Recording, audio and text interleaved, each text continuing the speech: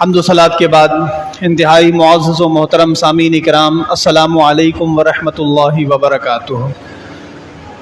سامعین محترم، آج 12 اگست ہے اور 2 دنوں کے بعد وہ دن ہے کہ جس دن ہمارا یہ پیارا ملک پاکستان آزاد ہوا، اور 14 اگست 1947 کو اللہ تبارک و تعالیٰ نے ہمیں ایک عظیم مملکت سے جو ہے وہ نوازا۔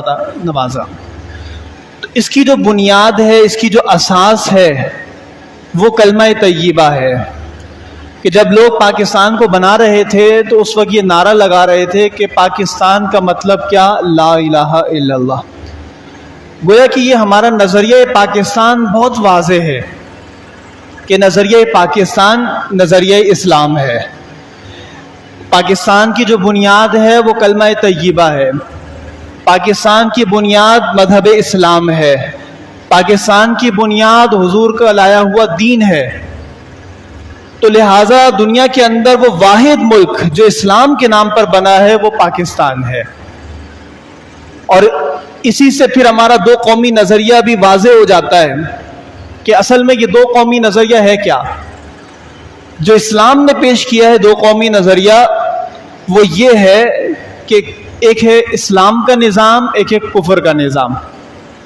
یہ ہے 2 قومی نظریہ جو آج سے 1400 سال پہلے ہمارے پیارے نبی صلی اللہ علیہ وآلہ وسلم نے پیش کیا اور پوری دنیا کو بتا دیا کہ اللہ کے نزدیک قوم صرف 2 ہیں، یا تو مسلم قوم یا کافر قوم۔ یہ ہے 2 قومی نظریہ، اور اس دنیا کو ہم نے بتا دیا کہ اسلام نے جو قرآن کریم کے اندر ایک واضح اصول دیا ہے، واضح ہدایت دی ہے، وہ ہے مسلمانوں کا نظریہ۔ اب جو بھی قرآن کی مخالفت کرے گا، جو بھی اسلام کی مخالفت کرے گا، جو بھی ہمارے نبی کی مخالفت کرے گا، وہ دوسری قوم کے اندر شمار کیا جائے گا۔ اب اس میں ہمارے نزدیک کوئی شک و شبہ نہیں ہے کہ چاہے وہ غیر مسلم ہندو ہو یا چاہے وہ غیر مسلم کوئی انگریز ہو، ہمارے نزدیک مسلمانوں کے خلاف جو بھی ہوگا وہ دوسری قوم میں شمار کیا جائے گا۔ تو یہ ہے اسلام کا وہ 2 قومی نظریہ۔ اسی پر لوگ جو ہے نا نظریات کے اوپر لوگوں کو جمع کرتے ہیں۔ آج دنیا کے اندر اگر اتحاد کی بنیاد رکھی جاتی ہے کہ کس بحاف پر لوگوں کو آپ جمع کریں گے، کس بنیاد پہ لوگوں کو آپ اکٹھا کریں گے، تو لوگوں کے نظریات نکل کر سامنے آتے ہیں۔ بعض لوگ کہتے ہیں کہ ہم رنگ کے اوپر لوگوں کو جمع کریں گے کہ جو گورا ہوگا وہ ہمارا ہوگا، جو گورا نہیں ہوگا وہ ہمارا نہیں ہوگا۔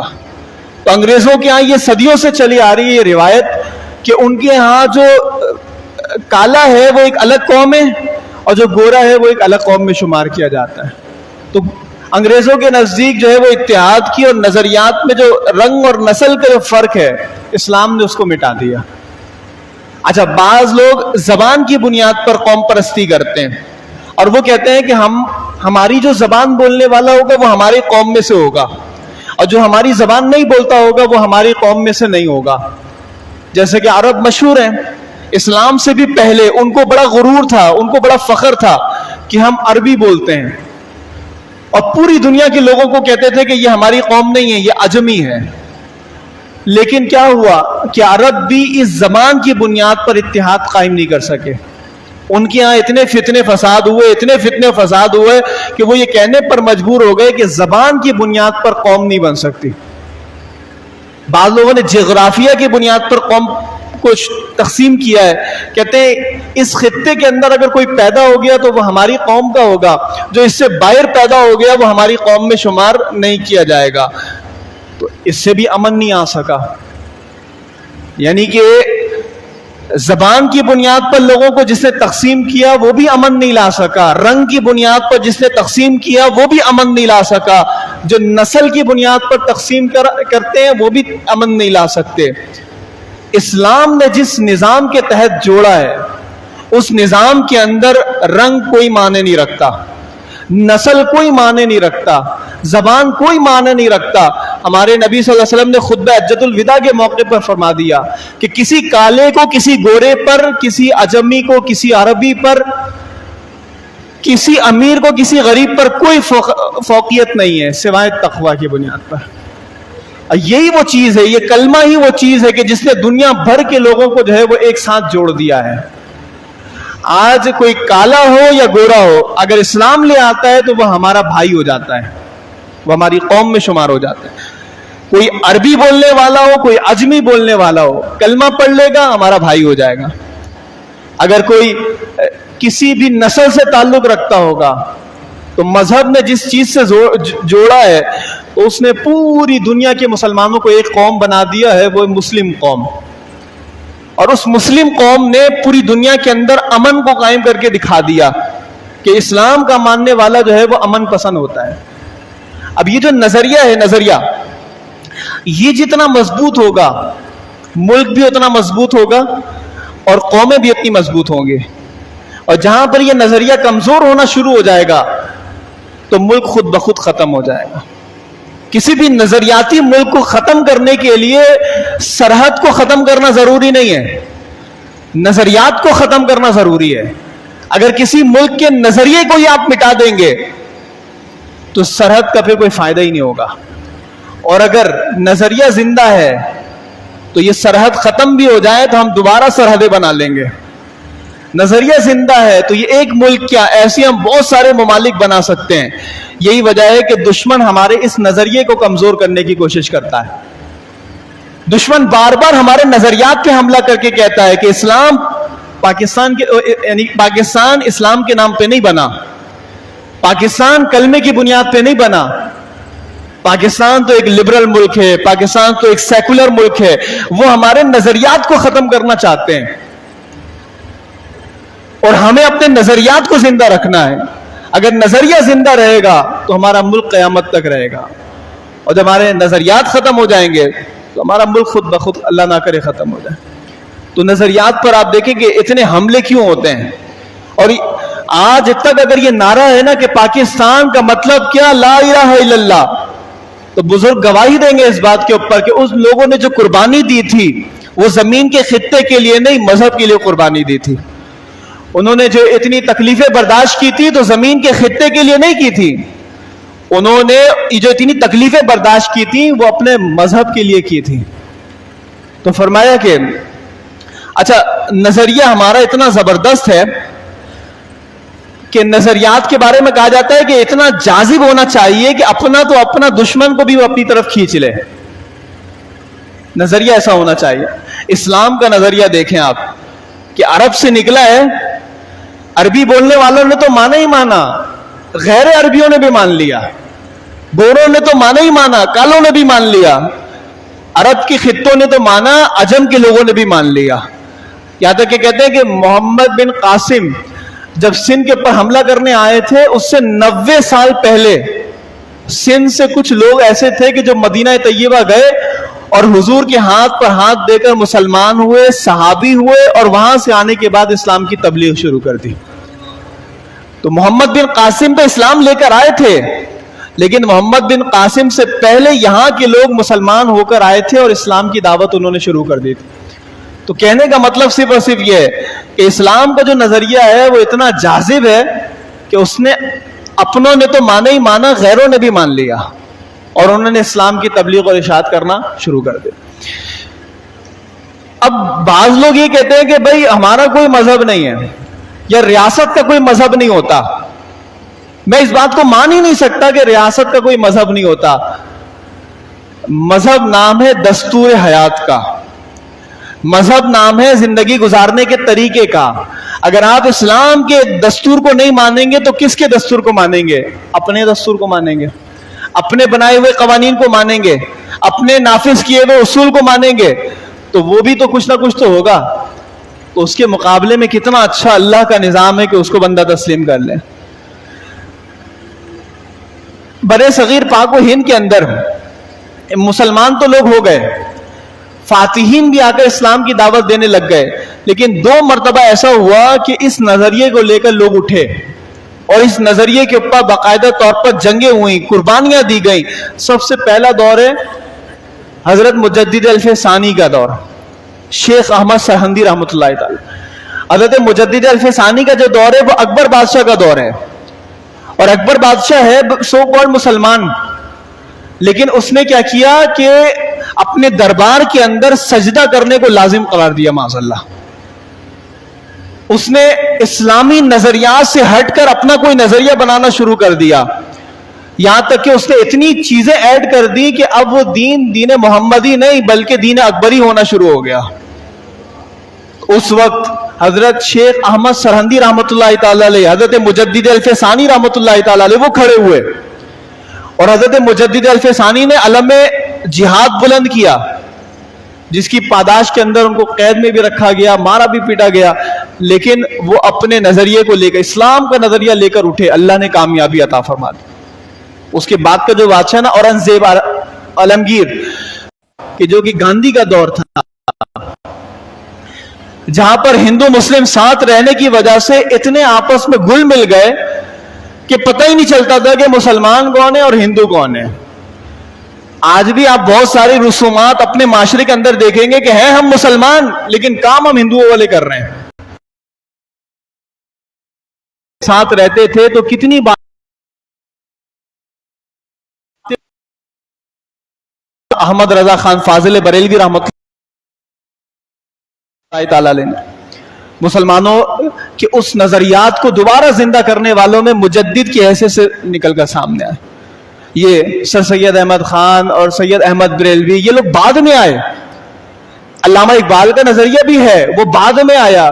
انہوں نے پہلے دو قومی نظریہ پیش کرنے کے بعد بتایا کہ مسلمان اپنے نظریات سے پیچھے ہٹ رہے ہیں اور ہندوانہ رسم و رواج کو فالو کر رہے ہیں.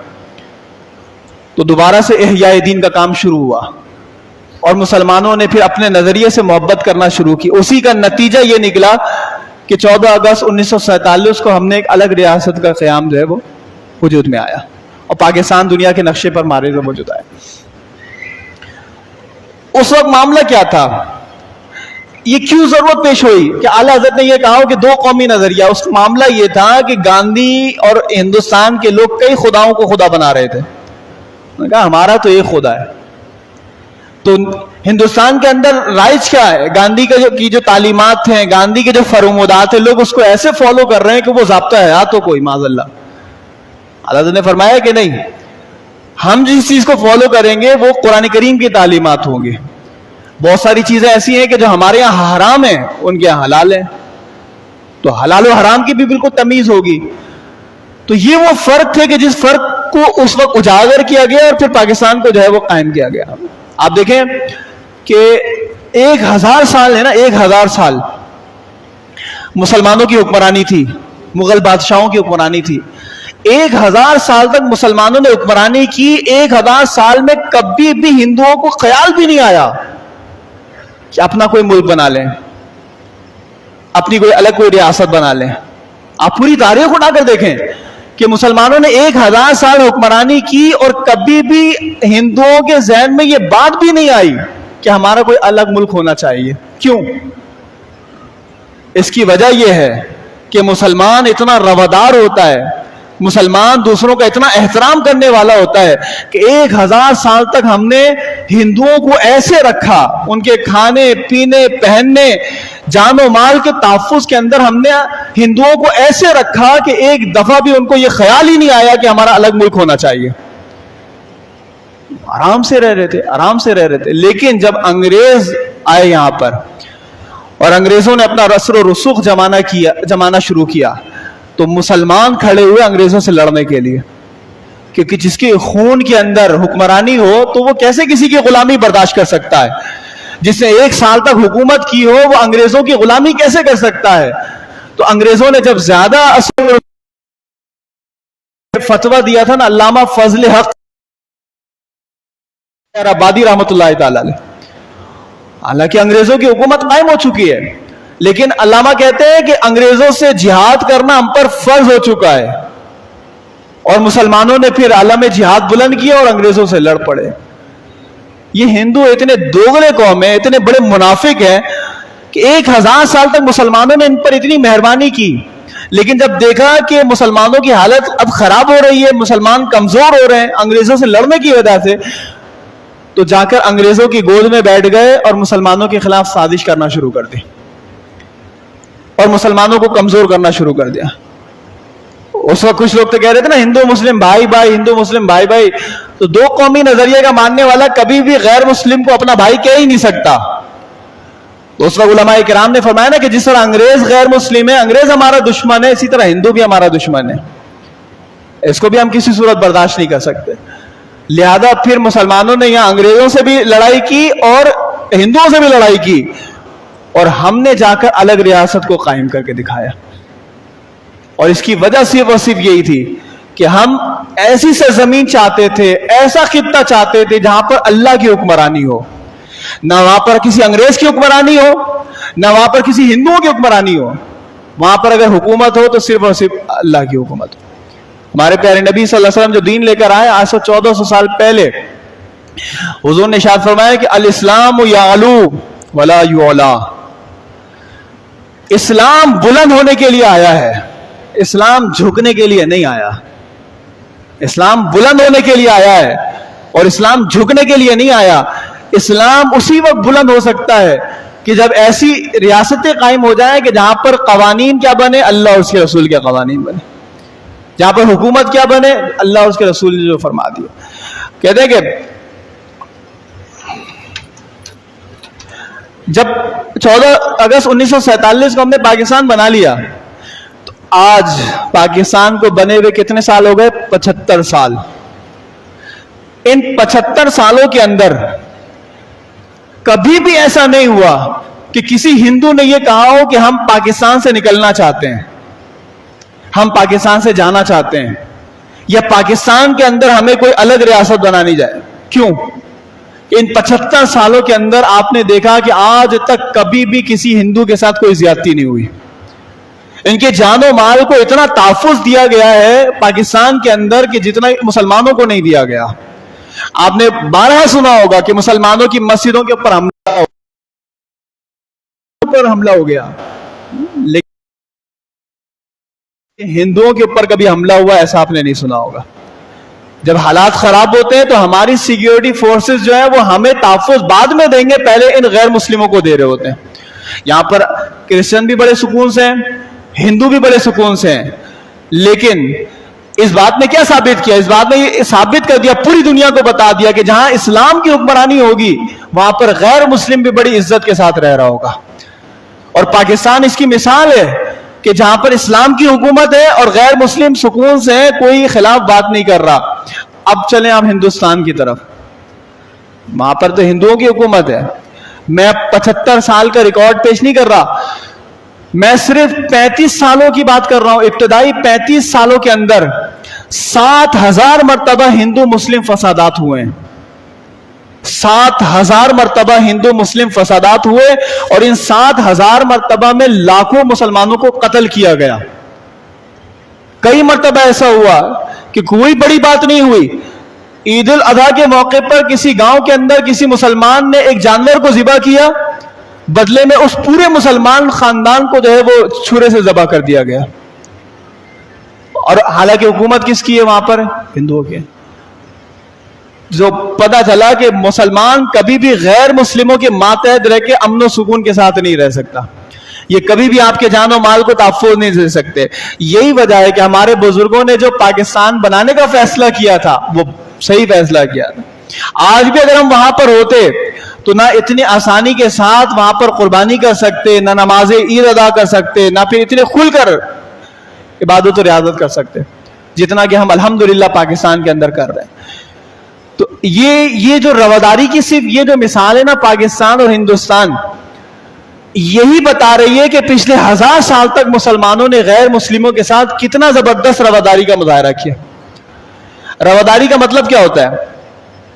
رواداری کا مطلب ہوتا ہے اپنے نظریات کے خلاف لوگوں کو برداشت کرنا، اپنے مذہب کے خلاف لوگوں کو برداشت کرنا. آپ یہ بتائیں کہ پوری دنیا کے اندر روادار سب سے زیادہ کون ہے؟ مسلمان ہے یا غیر مسلم ہے؟ مسلمان ہے. ان سے بڑا روادار کوئی نہیں ہے. اور اس کے باوجود پوری دنیا اپنے گربان میں جھانک کے دیکھے کہ بھارت کے اندر مسلمانوں کے ساتھ کیا ہو رہا ہے، برما کے اندر مسلمانوں کے ساتھ کیا ہو رہا ہے، کشمیر کے اندر مسلمانوں کے ساتھ کیا ہو رہا ہے. تو ہم کہیں گے عدم برداشت تو ادھر ہے، دہشت گردی تو ادھر ہے، اور امن و سلامتی تو ادھر ہے, رواداری تو ادھر ہے. اور ہمارے پیارے نبی صلی اللہ علیہ وسلم نے آخری خطبے میں بھی فرمایا کہ اس میں بھی غیر مسلموں کے حقوق کو ٹیکس دیتے ہیں تو ان کے حقوق تحفظ کیا جائے. حضرت عمر فاروق رضی اللہ تعالیٰ عنہ کے دور حکومت کے اندر بہت بڑے پیمانے پر عیسائی جو ہے وہ مسلمانوں کے ماتحت رہتے تھے. تو اب مسلمان افواج کی ضرورت پڑی تو حضرت عمر فاروق نے عیسائیوں کے اس علاقے سے کہا کہ یہاں سے مسلمان نکل جائیں اور اب کسی اور جائیں. تو حضرت عمر فاروق رضی اللہ تعالیٰ عنہ جاتے ہوئے کہنے لگے کہ اپنے ان سے جو آپ نے ٹیکسز لیے ہیں وہ سارے ٹیکسز واپس کر دو. ایک مسلمان غیر مسلموں سے لیے ہوئے ٹیکسز واپس کر رہا ہے اور یہ کہہ رہا ہے کہ ہم تمہارے جان و مال کو اب تحفظ نہیں دے سکتے, ہم جا رہے ہیں تو یہ تمہاری امانتیں تمہارے حوالے. کہتے ہیں غیر مسلم اس وقت رونے لگ گئے, ان کے آنسو جاری ہو گئے اور مسلمانوں کی سواری کی نکیلیں پکڑ پکڑ کر کہہ رہے تھے کہ خدا را تم نہیں جاؤ, کہ تمہارے آنے کی وجہ سے ہمارے جان و مال کو اتنا تحفظ ملا کہ ہم ہمارے اپنے بھی اتنا تحفظ نہیں دے سکتے. تو مسلمان جو ہوتا ہے وہ بڑا روادار ہوتا ہے, وہ دوسرے کے مذہب کا خیال کرنے والا ہوتا ہے. اور اس کی ایک اور ایک مثال یہ ہے کہ جہاں مسلمانوں نے 1000 سال حکمرانی کی تھی, مسلمانوں کا جو دارالسلطنت تھا, یہ بات میں نہیں بلکہ غیر مسلم نے یہ لکھی ہے کہ جہاں پر مسلمانوں کا دارالسلطنت تھا, جہاں پر مسلمانوں کا ہیڈ کوارٹر تھا, وہاں پر مسلمانوں کی تعداد کم اور غیر مسلموں کی تعداد زیادہ ہے. آپ سوچیں کہ اگر کوئی اپنے گڑھ کے اندر بھی سارے کے سارے لوگوں کو, سارے ہندوؤں کو مسلمان نہیں بنا رہا, اس کا مطلب یہ ہے کہ وہ دوسرے کے جذبات کا خیال رکھنے والا ہے. بعض لوگ یہ الزام لگاتے ہیں نا اسلام تو تلوار کی بنیاد پر زبردستی پھیلا ہے. تو جہاں 1000 سال مسلمانوں کی حکمرانی تھی, جو دارالسلطنت تھا, وہاں تو سب سے زیادہ لوگوں کو زبردستی مسلمان بنانا چاہیے, لیکن وہاں پر مسلمان زبردستی نہیں بنایا گیا, وہاں غیر مسلم زیادہ تھے, مسلمان کم تھے. تو یہ حال ہے غیر مسلموں کا کہ سارے جرائم وہ کریں, ساری دہشت گردیاں وہ کریں اور سارا الزام مسلمانوں کے اوپر لگا دیں.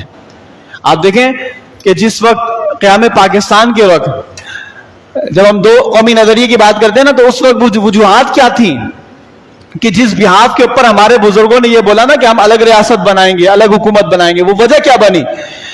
ایک نہیں سینکڑوں ایسی تحریکیں چلیں کہ جن تحریکوں میں صرف ایسے مسلمانوں کو نشانہ بنایا گیا. ایک تحریک تھی گاؤ کشی کی تحریک. وہ کیا تھا کہ مسلمانوں کو گائے ذبح کرنے نہیں دیں گے. اب اس کا مطلب کیا ہے کہ ہم مسلمانوں کو اسلام پر عمل کرنے نہیں دیں گے. اگر رواداری ہوتی تو وہ یہ کہتے نا کہ ہم جس طرح اپنی مذہبی عبادات کر رہے ہیں تم بھی اپنے مذہبی عبادت کرو, لیکن انہوں نے کہا کہ گائے کو ذبح کرنے ہم نہیں دیں گے. اس وجہ سے جہاں کہیں بھی مسلمان نے گائے کو ذبح کیا, کئی مسلمان وہاں پر ذبح کر دیے گئے. ایک تحریک چلی تھی, اس تحریک کا نام تھا تحریک کھدر. یہ کپڑا تھا جو مسلمان ہی بنایا کرتے تھے پورے بر صغیر کے اندر. ہندوؤں کو پتہ چل گیا کہ یہ مسلمانوں کا ہی ایک برانڈ ہے, تو سب نے مل کر یہ تحریک چلا دی کہ اس کپڑے کو نہ خریدیں گے نہ پہنیں گے. مسلمانوں کی انڈسٹری کیا ہو گئی؟ کمزور ہو گئی. تو یہاں پر مالی طور پر مسلمانوں کو دھچکا لگایا گیا. انہوں نے ایک تحریک شروع کی تھی, تحریک ہجرت, کہ اگر کسی کو ہمارے ملک میں نہیں رہنا تو نکل جائے یہاں سے, ہندوستان چھوڑ کے چلا جائے. تو اس سے بھی بہت سارے مسلمانوں کو تکلیف پہنچی, اور مسلمانوں کو وہ ایسا اچھوت سمجھتے تھے, ایسا سمجھتے تھے کہ اگر کہیں پر مسلمان آ کر بیٹھ جائے نا تو اس جگہ پر وہ بیٹھنا پسند نہیں کرتے. جس برتن میں مسلمان پانی پی لینا اس سے پانی پینا پسند نہیں کرتے تھے. انہوں نے ملی بھگت کے ساتھ مسلمانوں کے بچوں کو اسکولوں سے نکالا کہ ان کے بچے ہمارے بچوں کے ساتھ نہیں پڑھیں گے. تو مسلمانوں کو جاہل رکھا, اور جب نوکریوں کی باری آئی تو مسلمان اتنے قابل اور اتنے پڑھے لکھے تھے ہی نہیں کہ ان کو نوکری دی جاتی. اور جب اگر کوئی پڑھا لکھا آ بھی جاتا تو صرف اس کو اس بحاف پر نوکری نہیں دیتے تھے کہ یہ مسلمان ہے. تو مسلمانوں کی معاشی حالت بھی بڑی بدتر بنا دی انہوں نے. مسلمانوں کی تعلیم کو بھی بالکل تباہ و برباد کر دیا. اور پھر ایک رسم چلی تھی جس میں زبردستی ہندو جو ہے نا مسلمانوں کو ہندو بنا رہے تھے.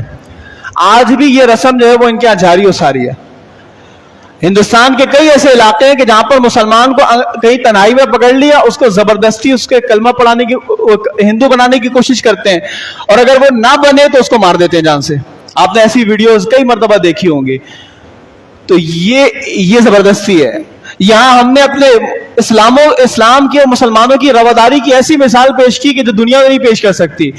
اور یہاں ہندوستان کا حال یہ ہے کہ ایسی ایسی رسمیں انہوں نے شروع کی ہیں کہ جو اگر دنیا دیکھے تو یہ ظالمانہ رسم ہے. انہی وجوہات کی وجہ سے ہمارے مسلم حکمران اٹھے اور ایک نہیں دو نہیں سب نے مل کر بڑے اتحاد کے ساتھ اس کو دو قومی نظریے کو پروموٹ کیا. اور وہ دو قومی نظریہ کوئی نیا نظریہ نہیں ہے جس کو ہم کہتے ہیں نا کہ ہمارا یہ جو پاکستان ہے یہ مدینہ کی عکس جمیل ہے. وجہ یہ ہے کہ سب سے پہلے ہمارے پیارے نبی صلی اللہ علیہ وسلم نے جو ریاست مدینہ کی بنیاد ڈالی تھی وہ کیا تھی؟ ریاست مدینہ کی بنیاد ہے کلمہ طیبہ لا الہ الا اللہ محمد رسول اللہ. حضور علیہ الصلوۃ والسلام نے سب سے پہلے مدینہ کے اندر اسلامی قوانین کو نافذ کیا تھا اور وہاں پر اسلامی حکومت جو ہے وہ سب سے پہلے قائم ہوئی. اور پوری دنیا کے اندر اس بعد میں یہ پاکستان بنا کہ جو کلمے کی بنیاد پر بنا. اور یہی وہ نظریہ ہے کہ جو فاران کی چوٹی سے لے کر ہمارے پیارے نبی صلی اللہ علیہ وسلم نکلے اور آج پوری دنیا کے اندر مسلمانوں کو ایسے جوڑ دیا کہ آج ایک قوم مسلمان، اس کے مقابلے میں جو بھی آ جائے وہ دوسری قوم. دو قومی نظریہ. اور یہ وہ نظریات کی جو جنگ تھی نا وہ آج سے شروع نہیں ہوئی. یہی وہ نظریات کی جنگ تھی جو آپ کو بدر کے میدان میں نظر آ رہی ہے.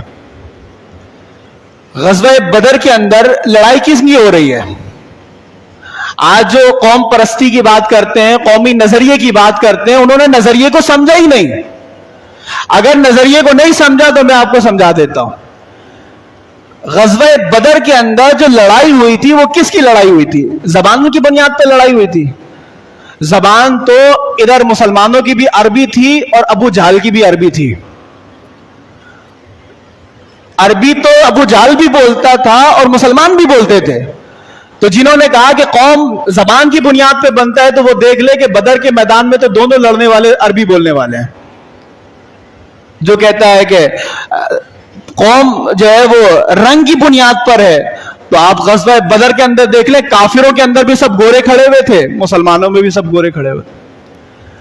آپ کہیں قوم نسل سے بنتا ہے تو آپ دیکھ لیں کہ عربی نسل کے وہ بھی تھے، عربی نسل کے یہ بھی تھے. اگر آپ کہیں گے کہ قوم جغرافیہ کی بنیاد پہ بنتا ہے تو ہم کہیں گے کہ ادھر آ کر دیکھ لو کہ ادھر مسلمان بھی سارے مکے میں پیدا ہونے والے تھے اور سامنے جو ان کے غیر کافر تھے وہ بھی مکے میں پیدا ہوئے تھے. تو سب کی پیدائش مکے میں ہوئی تھی. تو اگر آپ کے قوم کی تعریف میں آ جائیں تو یہ دونوں کی دونوں ایک قوم تھی، پلر کیوں رہی تھے. مسلمانوں کی کافروں کے ساتھ غزوہ بدر کے اندر لڑائی کیوں ہو رہی تھی؟ وہ لڑائی ہو رہی تھی کہ کفر اور اسلام کی جنگ، وہ مسلمان اور غیر مسلم کی جنگ. اور ہمارے نبی نے بتا دیا کہ قوم جو ہے نا وہ قوم یہی ہے، مسلم اور غیر مسلم. اگر ہم لڑیں گے تو صرف اور صرف اسلام کے نام پہ لڑیں گے، زبان کے نام پہ نہیں لڑیں گے. اگر ہم لڑیں گے تو جغرافیہ پہ نہیں لڑیں گے، زمین کے خطے کے لیے نہیں لڑیں گے جو لاکھوں لوگوں نے اپنی جانوں کا نذرانہ پیش کیا اور بر صغیر کے اندر اپنے کاروبار کو، اپنے گھر بار کو، اپنے رشتہ داروں کو چھوڑ کر وہ جو یہاں پر آئے تھے زمین کا ٹکڑا لینے تھوڑی آئے تھے. وہ یہاں پر اپنی زبان بولنے والوں کے پیچھے تھوڑی آئے تھے. وہ تو یہ کہہ رہے تھے کہ پاکستان کا مطلب کیا؟ لا الہ الا اللہ. تو آج بھی ہمارا جو نظریہ ہے وہ نظریہ جو آپ کتابوں کے اندر جا کے دیکھ لیں، اگرچہ اس نظریے کو پاکستان کا جو نظریہ ہے اس کو مٹانے کے لیے تعلیمی نصاب کے اندر بڑی تبدیلیاں ہوئی ہیں. یہ نظریہ اگر زندہ آج تک بھی رہا ہے نا تو مدرسوں کی وجہ سے، مسجدوں کی وجہ سے، منبر و محراب کی وجہ سے. ورنہ آج تو لبرل بڑے آرام سے ٹی وی پہ بیٹھ کے کہتے ہیں پاکستان اسلام کے نام پہ تھوڑی بنا، قائد اعظم تو سیکولر تھے، قائد اعظم تو لبرل تھے. ایسا نہیں ہے. آپ اگر حقائق کو دیکھیں گے، اس وقت کے لوگوں کے نظریات کو دیکھیں گے، اس وقت کے لوگوں کے جذبوں کو دیکھیں گے تو وہاں پر لوگ کوئی اپنے قوم پرستی کے لیے، زبان کے لیے، جغرافیہ کے لیے نہیں کھڑے ہوئے تھے. वहां पर लोग अगर खड़े हुए थे जिन्होंने इखलास के साथ इतनी बड़ी कुर्बानी दी जो हम वहमो गुमान भी नहीं कर सकते, हम तसव्वुर भी नहीं कर सकते कि इतनी बड़ी कुर्बानी कोई दे सकता है।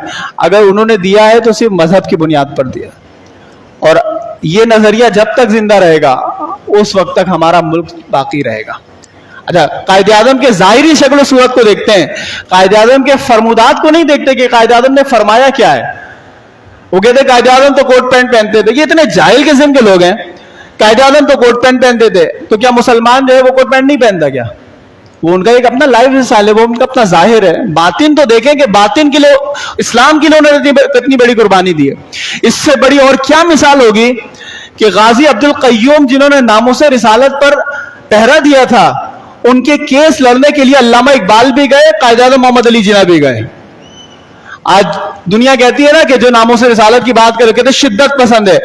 अब आप बताओ, कायदे आज़म मोहम्मद अली जिन्ना उस शिद्दत पसंद का साथ देने जा रहे थे।